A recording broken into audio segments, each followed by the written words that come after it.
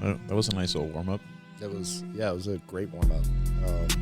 We just scrolled through TikTok for like 10 minutes trying to figure out what we're going to talk about. We didn't even figure it out. But it's your boy Lemac. It's your boy Carlos. And we just hit a gnarly leg day. Oh, yeah. It was bad. We were actually trying to kill each other. This man had me split.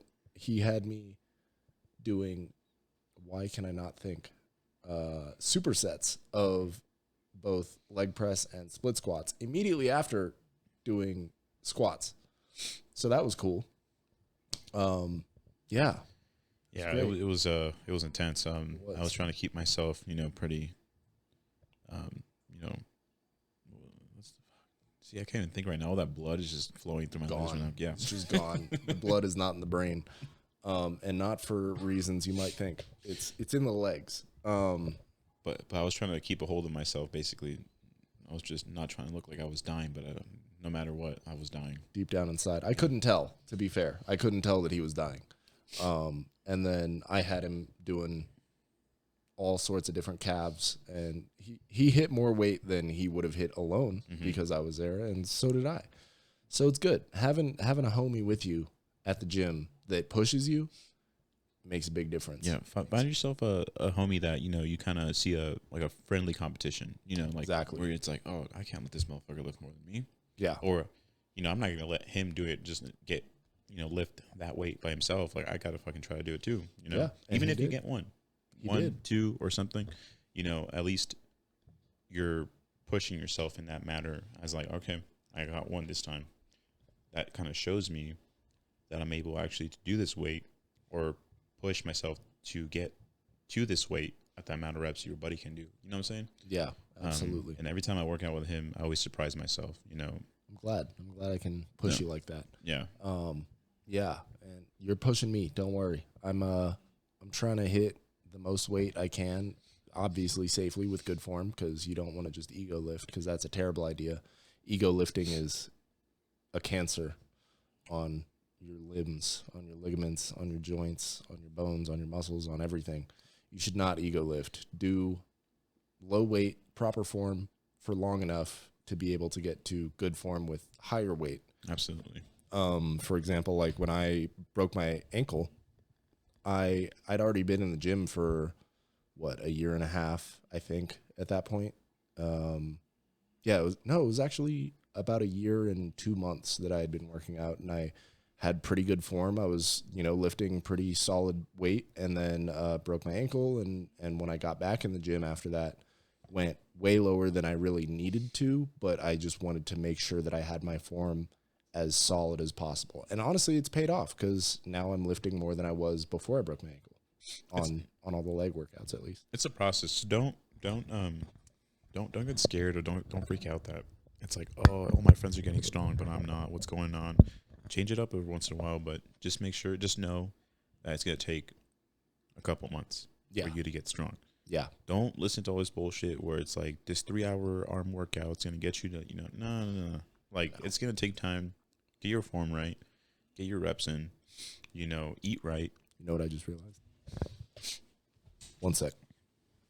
What's going on? Go ahead and keep talking. Oh, the light? Yeah. You can tell we're not. It's not one of those days. I feel like we really let all our energy out. Yeah, that made a big difference. That's much better. But anyways, like I was saying, it takes time. Like for me, for someone that gains weight really easily, so it's like, bulking is like super easy for me, but cutting takes a little bit longer. I wouldn't say it's really hard, but I noticed like in 3 months when I really got strict on my diet, I was able to start noticing a little bit more cutting, more pants fitting loose, shirts fitting tighter from up top, but looser, a little bit loose from the bottom. It's all diet, diet with good form, good strength training will take you a long way. Speaking of diet, his girl made some spaghetti with spaghetti squash. So it was like ground beef, spaghetti, the usual thing, but with spaghetti squash instead of noodles, and it was delicious. My mom's made it before, and it was just as good as when Mom made it. So thank you. Damn. Thank you for that. She did her thing in the kitchen today, and it was very, very necessary. We were either going to go to Qdoba or do that, and I'm glad we did that because it was delicious, and I needed it. Yeah, and then another thing, the reason why my woman stays. I was gonna say something so stupid. I was gonna say the reason why my woman stays in the kitchen is because I be working out hard, which is not true. I mean, it's a good motivator. No, but I do want to say this though. Like, if you think that girls are attracted to dad bods, that's a big old no or a lie. That's not true. Maybe some, some for sure, but I mean, like the dad bod is more like kids. Yeah, kids, but also I think it's more. Let me think. I'd say it's like a strong build with a little bit of body fat that is the dad bod, but you have to have the strong build too, and only way you get that strong build is by working or working out. And the dad bod is pretty typical for a like construction type guy. Yeah, blue collar. Yeah, blue collar for sure. But I mean, the better you can build your physique, one, the more respect you get from other guys, which can get you further than you might think in your career and making relationships with other high quality men that are getting after it and working hard themselves. And it just overall improves the amount of respect you get from everyone in your day to day. And there's really no downside to being in shape at all. Not that anyone really thought that there was one. Yeah, actually that reminds me, I saw this post. I think it was like a Tumblr post that made its way to iFunny or Instagram or something like that. And someone was like, every big muscle on a guy is a book he didn't read, a podcast he didn't listen to, blah, blah, blah, blah, blah, all this stuff for basically some twink that was educated thinking that buff guys are dumb brutes. And you definitely get a lot of dumb brutes in the gym and a lot of buff guys that really don't know much about anything. But at the same time, the counter to that idea is that if you separate your warriors from your intellectuals, I guess you could say, you will have weak men making decisions. I can't remember exactly what the quote was, but it was, you will have weak men making decisions and dumb men doing the fighting. You know what I mean? I can see that. Yeah. No, it was, you will have cowards running the country, and you will have strong men yes, it was some variation of that. I can't remember the quote off the top of my head perfectly, but it was some variation of that. And you definitely need to have some wisdom and some intelligence and know what you're talking about when it comes to the world, people, making decisions in your life, for your family, for yourself, just in general. And then you also do need to have some strength to be able to defend yourself, defend your friends, your family, and those that need to be defended. Yeah, I think it's true. It's funny. I was watching these reels on Instagram, and Aiden and Aiden Tate. Ross. Yeah.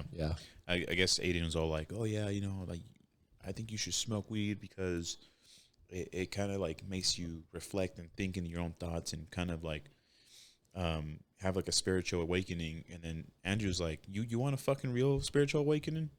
Go do some man shit. Go see, get yourself in some trouble, or like get yourself like I don't think he meant like federal or like illegal trouble, but I meant like if someone picks a fight with you or a group of people and he beats the shit out of you and you don't know how to defend yourself, but you think that you're this all like macho, unstoppable, untouchable fucking person because your ego is so high, but you've never been hit with reality. It'll just make you it'll wake you up and be like, fuck, I ain't shit. This motherfucker just mopped me all over the floor. That just says how much of a weak bitch I am. And he's like, that's your spiritual awakening right there. It'll make you realize that you ain't shit and you gotta like build yourself up. Yeah. Learn how to protect yourself.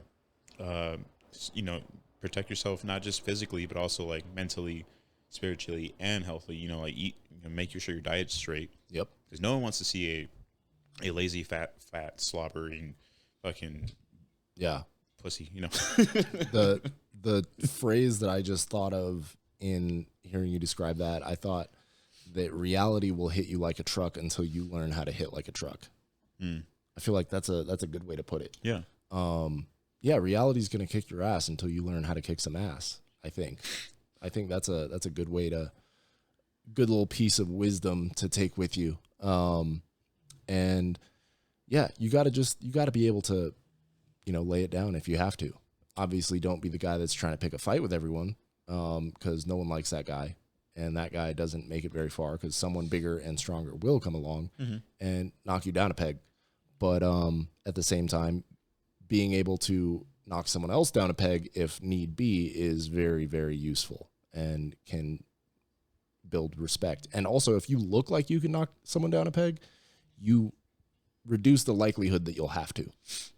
You know what I mean? True. Like if you look like you can mess some people up, even if you can't, you'll avoid a lot of situations in which you might have to.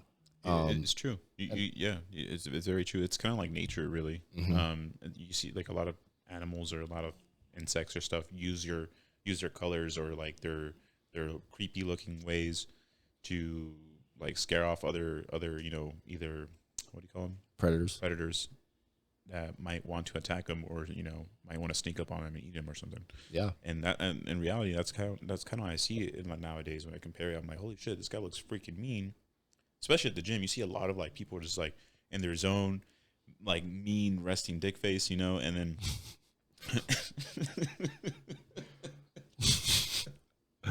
I love that term. And the male version of RBF, resting, bitch face. That's funny. Oh my god! But it's like you talk to them and they're freaking nice ass people. Yeah, most of the time they're pretty nice. Those They're big guys at sweethearts. the gym, they're actually pretty cool for the most part. I just don't like interrupting people or like being like a distraction from their thing. So I just kind of mind my business. But I feel like I look like a dick when I'm walking around sometimes, or like I feel like sometimes this is what I imagine in my head. I'm not schizophrenic or anything, but like I just feel like people think I'm cocky or something, but I'm not. I'm just really proud of myself of being in there and looking good for once. I'm like, fuck yeah. So Yeah. I feel really happy for myself. I feel like we're also like that gym duo, that the super lean guy and then the super not short, stocky dude. the short stocky dude. That's Speaking about short, stocky dude, bro, I did not notice how short I am compared to you and Chris. Jeez, my guy. bro. Chris is tall. A friend of his from work is 6'6", and I'm 6'2". And how tall are you? I'm like 5'8". Okay, so yeah, it's the short stocky dude and the lean tall guy. That's like, I don't know what it is, and we're lifting basically the same weight. I don't know. I mean, we both been going hard in the gym, so that's the height doesn't make that much of a difference, other than your range of motion. So your short stocky dudes do tend to be a bit able to move a bit more weight. But honestly, it's a pretty big confidence boost when we're lifting the same weight, or maybe I'll do a few more reps just because I've been focusing on that muscle group a little bit more. It's pretty nice. I like it. Yeah, then I get kind of like, Can't let this dude. yeah, I can't let this guy outlift win me. me. Yeah, so it's like, it's like the whole Dragon Ball Z effect for me, at least. That's the way I see it. Vegeta and Goku. Oh, fuck yeah, dude. Absolutely. Yeah, that's how I see it. I'm like, oh, this motherfucker ain't gonna beat me. Hey, Vegeta's short and stocky, That's me right and there. I mean Goku is tall, but also built pretty much the same as Vegeta. I mean, they're both solid dudes, but all I'm Yeah. saying is that's how I see like the mindset. It's just Yeah, like, absolutely. Honestly, it's really, anime is underrated in terms of how it encourages men to become the best versions of themselves. Mhm. Like, I think that for me at least, like, anime has given me a decent amount of inspiration that I didn't necessarily have before getting into anime. Lately, I haven't watched very much anime at all, but I went through a streak. I started watching anime when I was a senior in high school, and I wasted a lot of time watching anime. I really wish that I had watched less, but at the same time, I found some pretty good value in it in terms of like the metaphors of building yourself physically, spiritually, mentally, all of those different things. Like, because in most anime, it's pretty common that you have powers that are based on your internal spiritual strength. Like these, for example, Hunter x Hunter, one of my favorite anime ever, has this, I guess you would call it a magic system in most movies and TV shows and stuff like that. Like, for example, Avatar The Last Airbender has its own magic system. Then all kinds of different shows that have magic type powers. It's a different type of magic system. Anyways, so Hunter x Hunter has this one that they call it Nen, but it's just building yourself physically, mentally, and finally spiritually, so that you can use your willpower essentially to defeat the enemies that are in front of you. And I think the value that you can get from that aspect of anime is actually pretty valuable and can be pretty inspirational. Obviously, you don't want to be the guy that's just watching anime all day and not doing much else, and then just becomes a huge weeb like I was, and still am kind of, because here I am wearing a Jujutsu Kaisen compression shirt. I like this shirt a lot. I just got it kind of recently. My other compression shirt is from Hunter x Hunter, actually. And yeah, anyways, that's besides the point. Okay, we're here nerding out. Yeah, here I am nerding out. I'm a huge nerd, dude. I played D&D for a long time, Dungeons and Dragons, and that one really fun. Definitely a good team building and cooperation type game. Builds your imagination a decent amount. It also has its own magic system that's kind of similar to building your willpower and things like that. But I think the value that I got from D&D, at least, is kind of stepping outside of myself, playing a different role, and approaching problems differently. You know what I mean? Because like you might build a character that is entirely different from yourself, and now you have to think like a different person entirely to solve problems that you might not approach a problem a certain way in your day-to-day, but because of this character that you built with whatever backstory you built into the character and the personality that you built into the character, you're going to solve problems like that character. And interesting. It's almost dissociative, so you can take it way too far in the same way that you can take anything way too far.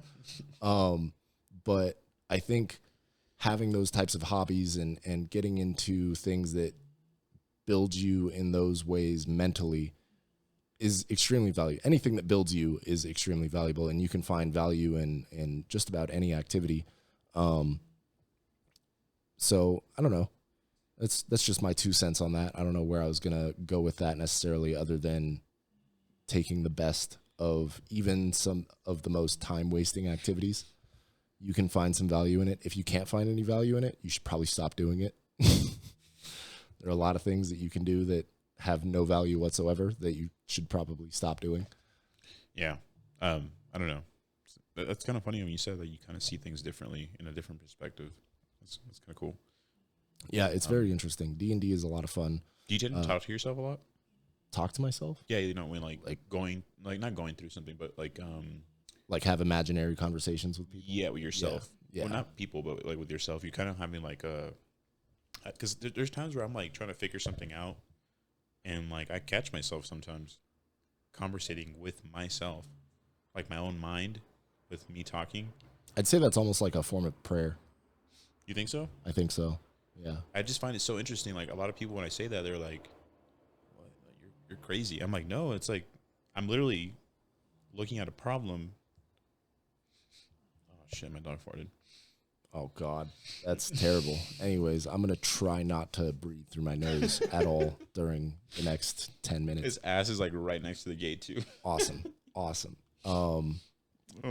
But yeah, on the talking to yourself side of things and the way that that's kind of a form of prayer, I think that you can definitely solve a lot of problems, especially, so like the way that I normally catch myself talking to myself is in a conversation with someone like that I might have a problem with, or where I'm trying to kind of hash out beef with someone with myself. You know what I mean? Like where you're like, it's almost like you had an argument and then, weeks later you think, oh, that would have been really good to say. Oh yeah. But yeah. And then, but the way it happens for me most of the time, there is that aspect of it, but it's also like trying to have this imaginary conversation, and I'm, bringing my grievances to the conversation and then trying my best to think from their perspective and think what they would say in response. And then also at the same time, doing my best to see where am I messing up? What perspective am I taking that's actually harmful to the relationship itself, whether it's your parents, whether it's your girlfriend, whoever it might be. Understanding yourself and stepping outside of yourself, again, like I learned from D&D, stepping outside of yourself to solve a problem that for the most part can't necessarily be solved just by yourself, because you do have to, like, thinking outside the box, thinking outside of your typical day-to-day thought processes.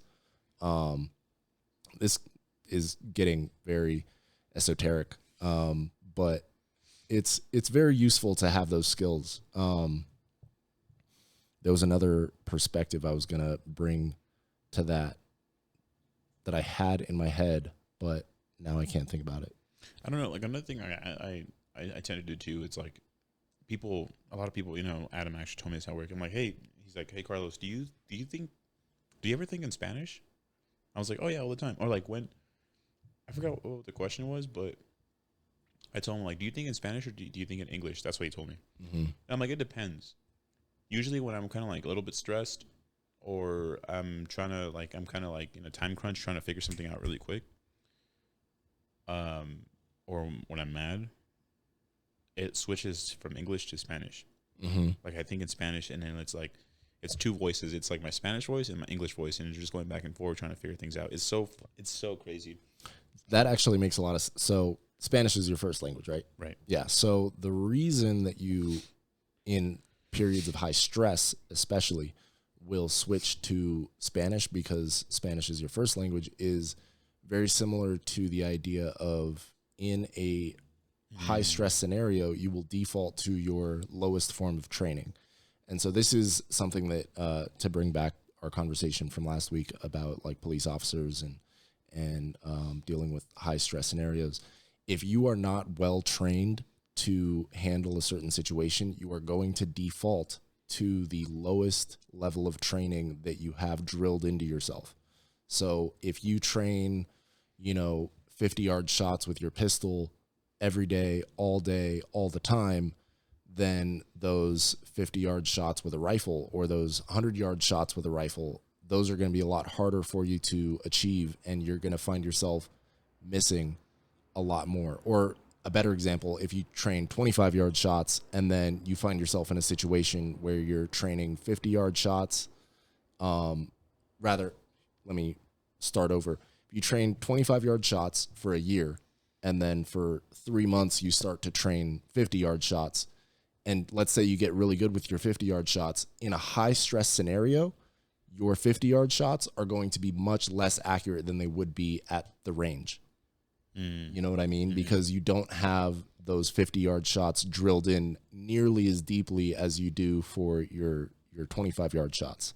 Okay. So that 25-yard shot, you might want to just wait for that attacker to come towards you, get a bit closer, even though that might be scarier. You'll be more successful because you have the 25-yard shot drilled in so much more deeply.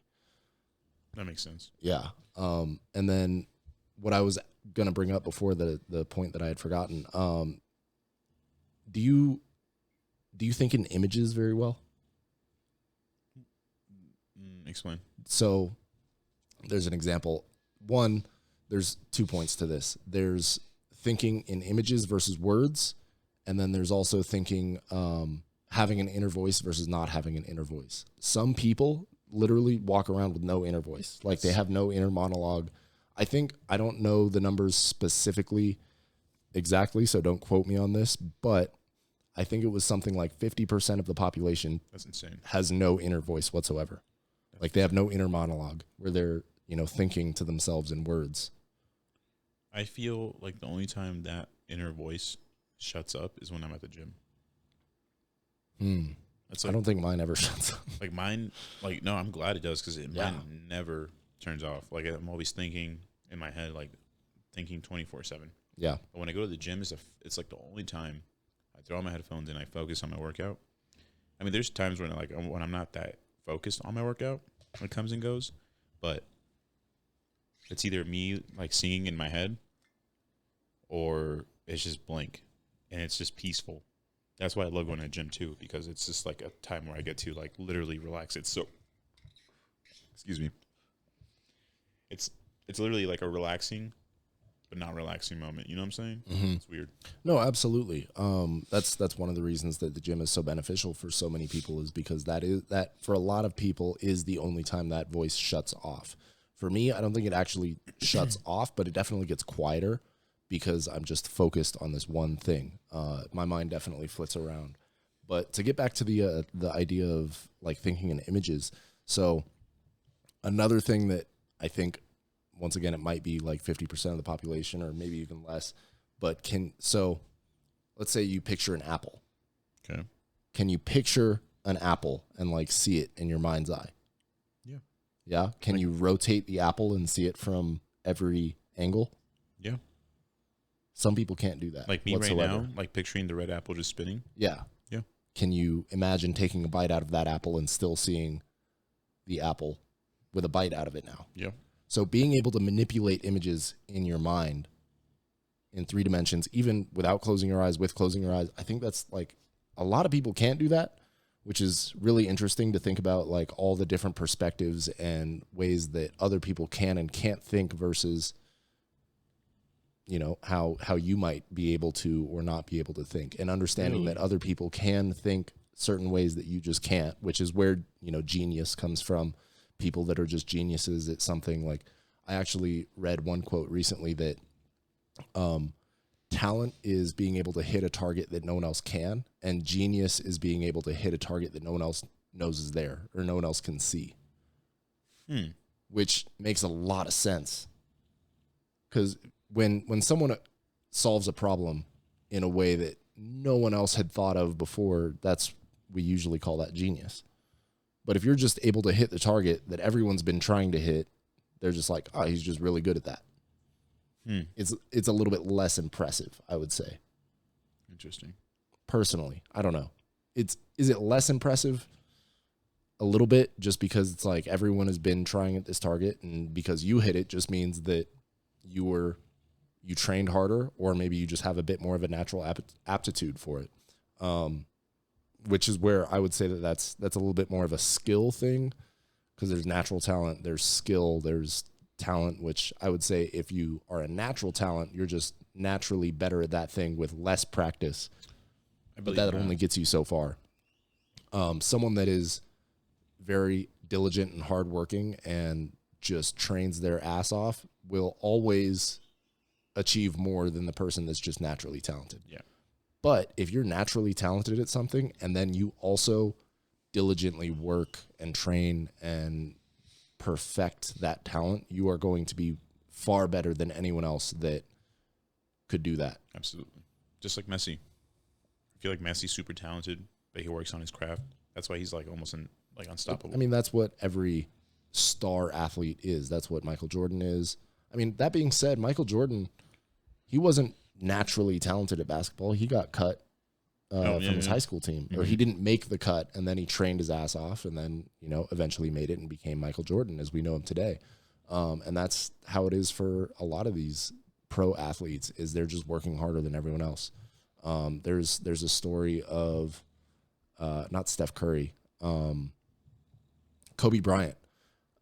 Rest in peace, Kobe. But there's this story of Kobe. Apparently, he was at the court, 4 hours before he had to be there training, just working on his craft. And there were other guys that were trying to, one up Kobe, like getting there earlier and earlier to see when does Kobe get there.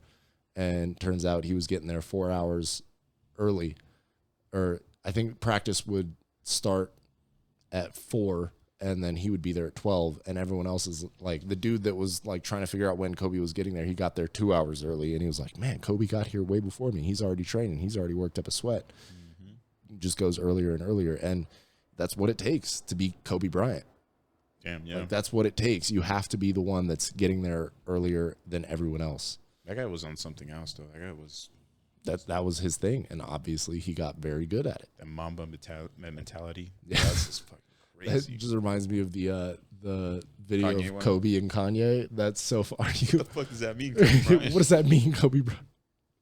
Are you, what is it? Are you a different animal and the same beast? That video is so funny. If you haven't seen it, just look up Kanye and Kobe, animal and beast, something like that. That video is so funny. So but it's kind of true. It's like, are you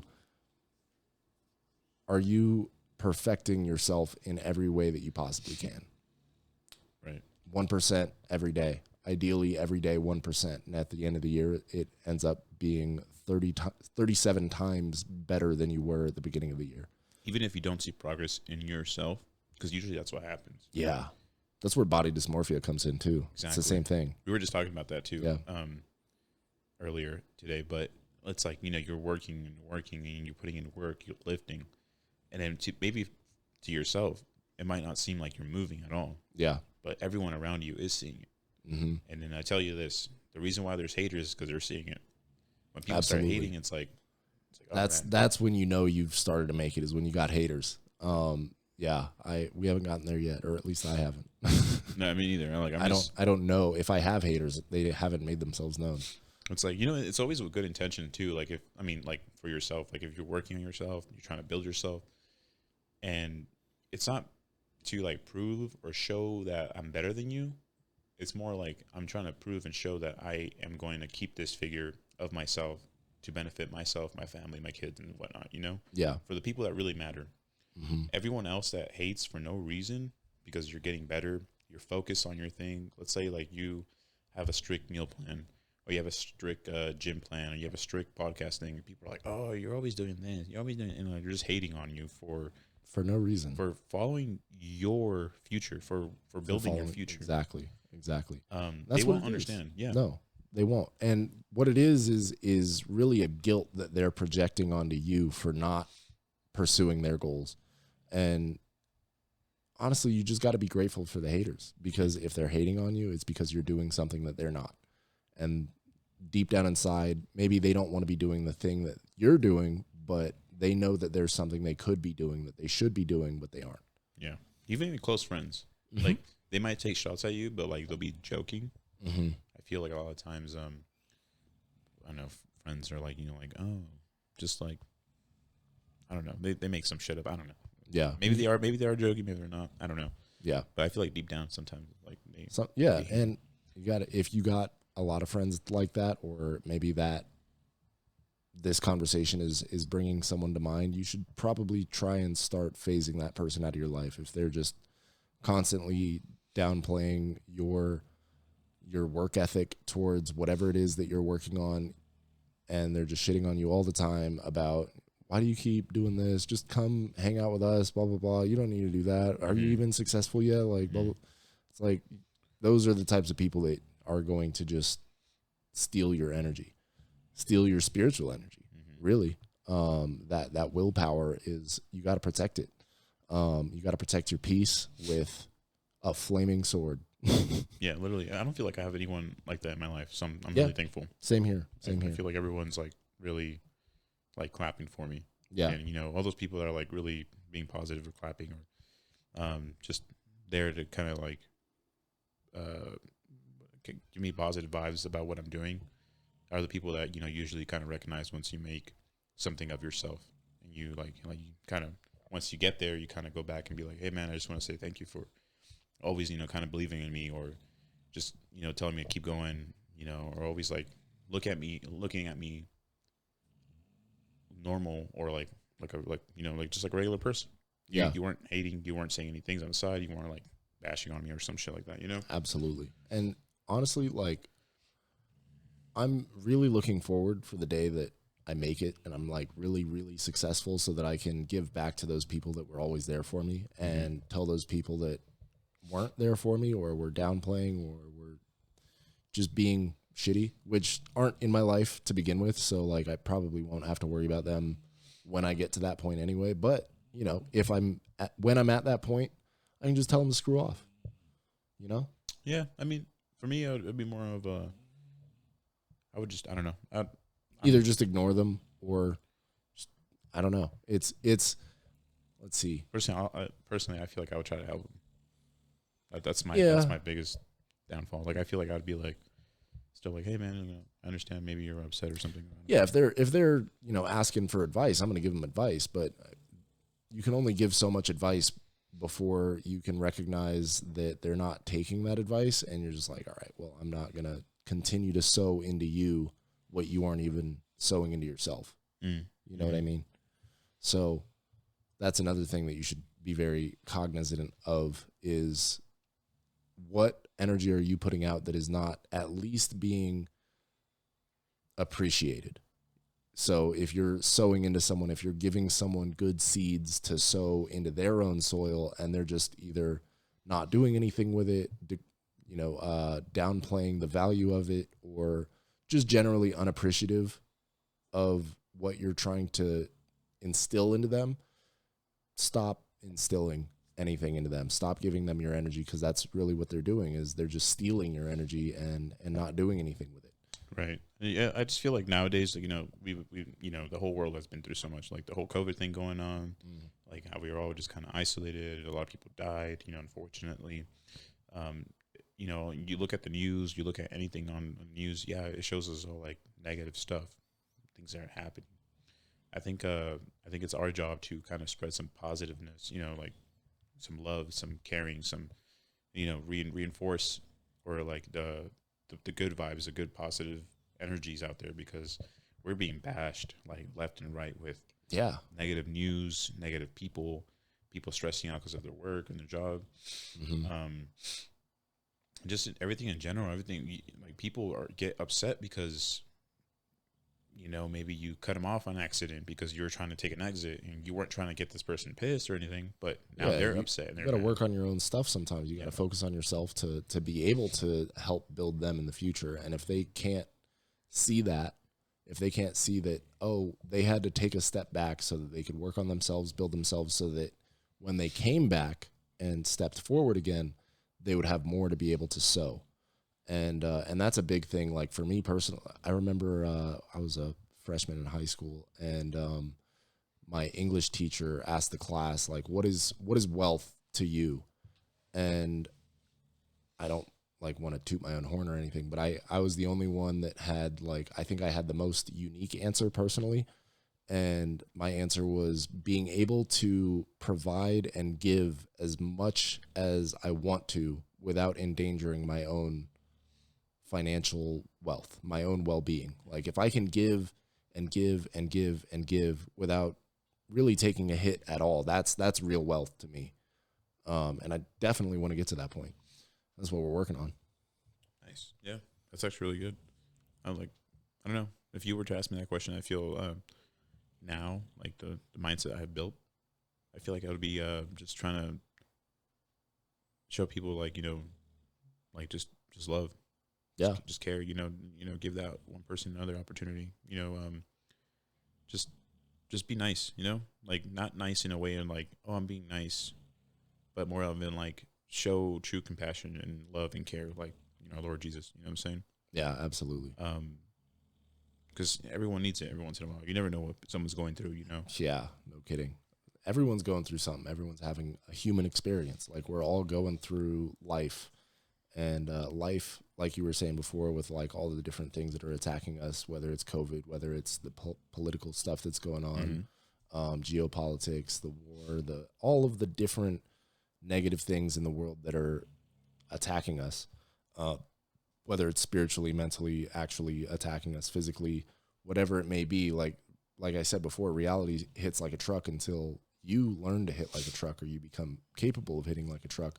Reality will still come at you. Even once you're capable of hitting like a truck, it doesn't let up. It just continues to come at you, but you become more capable and more able to deal with the reality of everything, of life, of danger, of terrible people, of evil, really. You become more capable of dealing with the evils and the tragedies of the world, and being the one that people can rely on. And being the one that people can rely on is extremely valuable. It's valuable for your own personal you know, taking pride in who you are as a person, and obviously not in the negative kind of arrogant way that, you know, the seven deadly sins, one of them being pride. There's a certain type of pride that is bad, but being able to take pride in, like, I did this, I worked for this, I built this for myself and the people I care about, and by extension the world, because if you're really doing the best you can for yourself, eventually that, hopefully, that benefits the world greatly as well. Not just yourself, not just your friends or your family, or your community, but the world as a whole. Absolutely. Absolutely. Yeah. Yeah. I mean, I don't know. Besides all that stuff, I don't know. There's a whole lot going on in the world right now. Yeah. A whole lot. Yeah. A whole lot of distractions. There's a whole lot of different things that you can. Like the alien thing that just. Oh my gosh. Dude, that was the most ridiculous thing. You know, if you open the comments on some of those posts, if you guys get a chance to make it this far into the podcast and you guys see all those pictures about the aliens that were brought out into the, what is it, the Mexican political Congress thing? Something like that. They had, like, so they brought 2 aliens from Peru, and they basically displayed them to the whole congressmen of Mexico, stating that they had found 2 alien bodies and that they were still somewhat preserved. I mean, these aliens look like E.T., bro. They were mummified, but they did look straight up like E.T. They look like E.T., but they look fake. They look like cement. Well, I mean, a mummified body does look fake, and that being said, it looks too good to be true, kind of.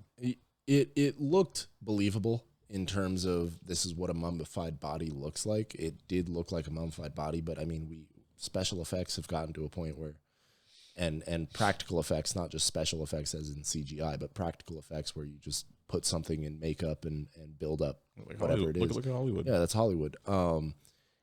Is it legit? I don't know. I'm not going to say yes or no. I doubt it. I doubt it's legit, but it's possible. I mean, someone got the inspiration from E.T. at some point, and a lot of, like, there's one pretty famous case of contact from aliens in Varginha, Brazil, that happened. I want to say it was in the 80s. I watched a documentary on it because this guy on Joe Rogan was talking about it, and it seemed legit. Like, everyone in the town has some story about a family member or someone they knew that knew about it or was there or saw something. And man, this documentary was actually pretty good. I don't remember the name of the documentary off the top of my head, but if you look up Varginha, Brazil, I think it's Vargin with the, you know, the that thing, Varginha, Brazil, aliens, look that up and, you know, travel down the rabbit hole. There was like 3 sisters that were walking home from school or something, and they came across this alien because basically alien spaceship crashed. This guy was driving down the highway and he saw this thing crashing and he thought it was just like a plane, and he follows where he saw it crash. And there's interviews with this guy where, like, the day after it happened or maybe the weeks after it happened, talking about it. He said he picked up this piece from the ship that was like as light as tinfoil. It looked like tinfoil. He crumpled it like tinfoil and then let it go, and it returned back to its original shape. Oh, shit. And then there was the sisters that came across it when they were walking home from school. They saw it. They drew pictures of it. They all drew the same thing. And it was like, it looked honestly kind of similar to the aliens that Mexico released. And then there was a soldier, I think he was actually a police officer, that he was with his partner and they were driving like just on patrol, and they saw this alien running or hiding on the side of the road, and they picked it up. This guy captured it, took it to a hospital because he was trying to figure out what it was, and then he actually ended up getting really sick, and no one could figure out what it was he was sick with. And in this documentary, they interviewed his partner that went through all of this with him. And a lot of people, you know, covering their faces and hiding their voices because they're scared of the ramifications of coming out publicly with the information. But Apparently, this guy got really sick. No one could figure out what it was that he was sick with. It smelled terrible, like ammonia and sulfur, I think is what they said. Interesting. Which is kind of interesting because hell is very, very synonymous with sulfur. And then apparently the U.S. Air Force, because the U.S. Air Force came and picked up the body that was in the hospital after the hospital got closed down. Like the whole wing of the hospital that had this body in it got shut down. And then there were people that were working at the hospital at the time, part of the Mexican military, because the Mexican military closed off roads. They came out in full force. And apparently the U.S. Air Force came, picked up the body, and took off with it. Yeah. It's a very interesting case. Very fascinating case of possibly aliens, whether or not it's true. It's one of the most believable stories because there are so many different people that claim to have seen something that had stories that corroborated the same thing. Various people that were completely disconnected from each other. There was a doctor and his family. They saw a flying saucer flying around, like patrolling, like it was looking for something, is what they said. Interesting. And they went outside their house and just looked and watched it patrol and fly around the town as it was looking for something, probably these two aliens, because it's confirmed that it was two aliens. They found a dead one, and then they found the one that later died, and both got picked up by the Air Force. I mean, we can go down a big old, like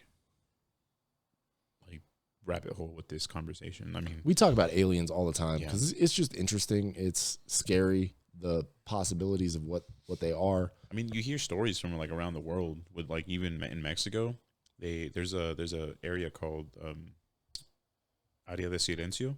It's like basically the silent zone. And my dad would talk about it too because my dad was like I don't know, like I feel like my dad sometimes he's like into conspiracies, but at the same time he's not sure of it, kind of like us. Yeah. Everyone. Yeah, everyone basically. But I mean, like he said that there's an area in Mexico where you go, and you can shoot a gun and you won't hear it. Like you can make noise, you won't hear it. And I'm like, and I kept asking him, like, where really? Yeah, he's like, you can make noise, you can blow up things, you won't hear anything. And apparently, I came across this video on TikTok. I'm not trying to say I get all my information from TikTok, but it was funny because it was relatable to like this conversation I had like years ago when I was a kid. And I was like, oh, I remember my dad was talking about this. I was watching it and they were saying that someone went there, their car turns off, doesn't work. But once they got into this area, I mean, they couldn't hear the car. They couldn't hear anything. Like they were literally mute. And apparently this guy kept walking further into the zone. And eventually, I mean, there's signs saying, do not enter, all this and that, like kind of warning people. And this guy walked in so far that he met these like white figured men, like, I mean, beautiful, white, pale, like glowing, like angel looking thing. Because he eventually he passed out and he ended up at the edge of it and he walked back home. He kind of told everyone about it. And then like a lot of people told him, like, oh yeah, we've had a lot of people have that interaction with people, but they were super nice. So they weren't like mean. They weren't like evil. They were figures. Like, the figures that he saw, like these people were like, he described them and he painted them blonde, white hair, blue eyes, white skin, like super tall, like very masculine, like very like, you would think like an astronaut will look like from the future.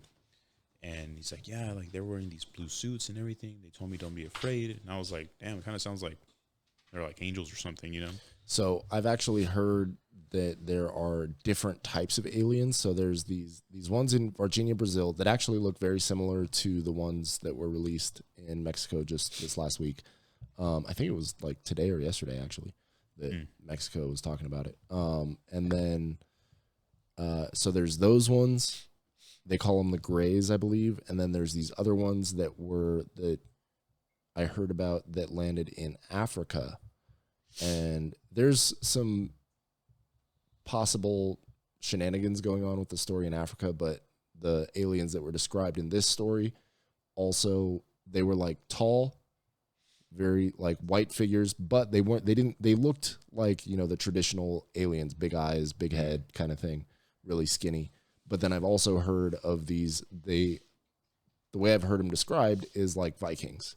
Like they look like ancient Vikings, but futuristic too, in a way, cool. Which sounds very similar to what you're describing for the ones in Mexico, which is, all of this is so fascinating and kind of scary to think about, because like it could be true. It could just be angels and demons that are coming out to show us their true forms. And then this is kind of off of that point, but something that I heard recently is that as I'm going through the Bible and reading the Bible, essentially, getting a bit more information on true biblical knowledge, the devil appears in bright light and beauty.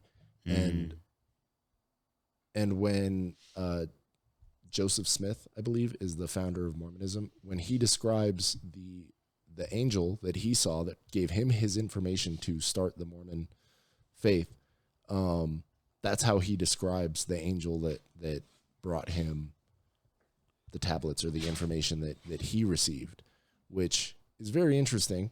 Not going to make any claims, but it's very interesting. It could have been just the devil trying to lead him astray, as the devil often does. But then another point on that is that when angels appear in the Bible, they often say, "Be not afraid." And the people that describe seeing angels, they describe it as like not a horrible experience, but like terrifying. Like it was horrifying seeing an angel come down, and it's just very interesting, like the way that angels are described versus the devil himself. It's, I don't know. It's food for thought, really. Yeah. That angels appear and everyone's terrified, and then when the devil appears, everyone sees him as beautiful, and it's a beautiful light, and it's comforting, which kind of parallels a lot of what we have in modern society with, you know, all the things that we have come to find are terrible for you, like, you know, junk food and pornography and all kinds of various vices, alcohol, drugs, things like that. They all seem very, very good for you, or they just feel great and whatnot. But the things that are good for you, like going to the gym, eating well, sometimes not that great. It doesn't feel great, but I mean, you do it long enough and you're like, why would I ever go back to eating junk food? No, seriously, that's another argument I have, bro. Honestly, I feel like when people are like, "Oh, you eat so healthy," I'm like, something I've always said. It's like, this is not even healthy. This is just food. This is just food. Yeah, and absolutely. And it's like we're so distracted with all these, like, you know, yeah, I guess you can say junk food, like hot Cheetos, you know, eating out all the time. You know, it has a consequence of you getting fat or just not nourishing yourself correctly. And a lot of people are like, well, you're gonna get fat, you're gonna die anyways, yeah, but it's like a terrible argument. But it's like, die anyways. I understand, but still, it's like, you can go ahead and give up now if you want to. I'm not going to. Thank you very much. But it's like, you shouldn't see it as healthy food. It's real. It's just food, actual food. Yeah. But I don't know. I feel like a lot of people's, especially with social media, I feel like a lot of things have changed its nouns into what's real, or, you know, it's the subject of eating healthy and not eating healthy. I feel like it shouldn't be categorized as in, this is healthy and this is not. You should eat this and you shouldn't eat that. No, it's just like moderation is a big thing too. Moderation is huge. It's like a lot of people, I'm not saying don't eat hot Cheetos or don't eat, you know, chips or something, but there's a reason why it has a you know, nutrition facts in the back, because it says like about 21 to 22 chips equals 120 calories. Yeah. Okay. You can go ahead and eat that much amount. You can eat the whole bag if you want to. Yeah, you can eat the whole bag, but just know that it's not 120 per bag. It's 120 per serving. Yeah. And I feel like a lot serving of sizes are very misleading. But yeah, long story short, it's like you shouldn't believe what's healthy or not. Like, don't fall into that matrix. Don't just believe what they tell you is good for you. Yeah, no. Do your own research. Yeah, it's also not good for you to either drink a lot of water. It's not good for you to drink. Yeah, if you drink too much, it can be very bad for you because you need minerals. Yeah. You need minerals. You need salts, all of these various minerals, vitamins, all of that. You need that because runners collapse if they just drink water. They need a granola bar. That's why Gatorade is a thing, is because you need something else other than just water. Potassium, magnesium, salt, sugar, especially. Zinc. Yeah, all that stuff. It's important. Yeah. Just be careful. Yes. And to get back to the things that feel good and like you were saying with social media and Instagram and all of that. So I recently I was listening to Tim Pool's podcast, and they brought up the point that I can't remember the name of the act, but essentially there was an act that was released during Obama's term. I think it was in 2012, where the iPhone came out in 2012. Revelations talks about the mark of the beast being this thing where like you can't do anything if you don't have the mark of the beast. Cell phone kind of matches a lot of that description, the smartphone at least. And that was when the iPhone was first came out. So it was the act that allows the government to propagandize its people. That was an act that the Obama administration passed, where the U.S. government can use propaganda against the U.S. people. So there was that. There was the iPhone, which with social media and everything, where do we get the most propaganda? Social media, the iPhone, all the smartphone in general, not just the iPhone. And then, of course, the point with Revelations and the mark of the beast, there's, the Mayan calendar, when they talked about 2012, it was a new era. It was the end of the world as we know it, not necessarily fire and brimstone, the end of the world, a meteor striking, killing everyone. It was a new era, the end of an era, the end of the world as we know it. And really, if you want to find out where a lot of this stuff happened, a lot of the things that we're going through today, they can be traced back much further than just 2012, like 2008, 2001 with 9/11, which was just recently. Patriot Act, of course.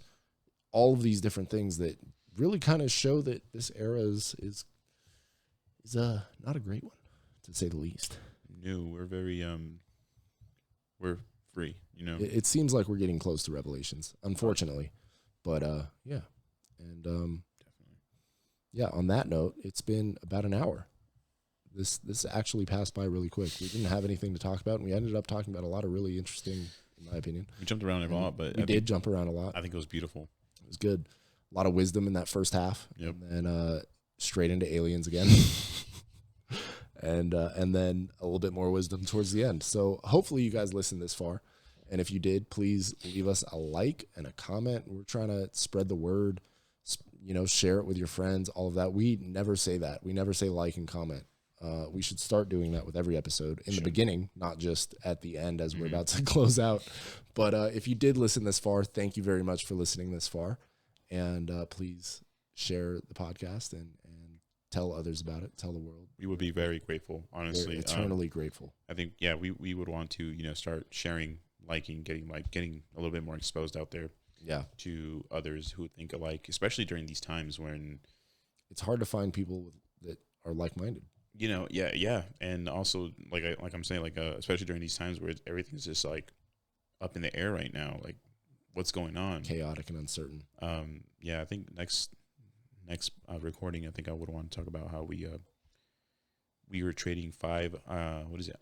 Oh man, I heard about that. Yeah, 5 Iranians for 5 Americans, but we also give them $6 billion. Like, 5 to 6 billion. Yeah, that makes us look so weak. It does make us look weak, but the reasons we're doing that is so that we can try and keep the U.S. dollar in demand. Because if you give people dollars, they need to spend them. Ooh, I didn't think that's really why it is. That's why we gave was it Iran or Iraq? We gave some Middle Eastern country $10 billion, I believe, for gender studies. 10 billion, something like that. We gave it to them for gender studies. And the reason we give tons of money to other countries all the time is because America doesn't produce anything other than money.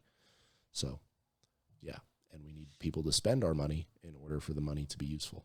Absolutely. But anyways, that's besides the point. That's for another conversation, as we are now at the hour mark. So, yeah, let's wrap it up. It's been SumYungGuys trying to solve the world's problems in a podcast. I'm your boy Lemac. Your boy Carlos. And then once again, guys, thanks for joining us. Absolutely. Have a good night, guys. Signing Or out. day. I mean, I don't know when you're listening.